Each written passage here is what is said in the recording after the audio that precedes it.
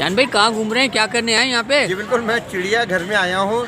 चिड़ियाघर जैसे चिड़ियाघर बोलते हैं, लेकिन मुझे कहा कि चिड़ियाघर है ये, चिड़ियाघर ज़ू, इसमें आया हूँ। आज छुट्टी का दिन है और सिंध हुकूमत ने एडमिनिस्ट्रेटर कराची को हिदायत दी थी कि चिड़ियाघर में आवाम के लिए टिकट ख़त्म कर दिया जाए।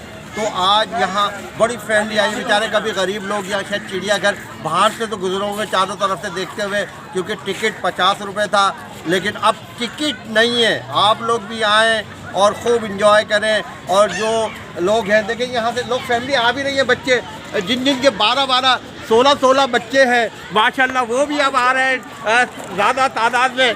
जिनकी ज़्यादा फैमिली है बसों में बैठ के आ रही है। आज बसों में जगह भी नहीं मिल रही है क्योंकि सब चिड़ियाघर आ रहे हैं, चिड़ियाघर में इंजॉय कर रहे हैं, क्योंकि टिकट नहीं है भाई। सिर्फ बस का टिकट आपने लेना है और चिड़ियाघर आ जाना है। गार्डन जिसे गार्डन भी कहते हैं, चिड़ियाघर में आए और खूब इंजॉय करें। टिकट नहीं है, फ्री आए, फ्री है।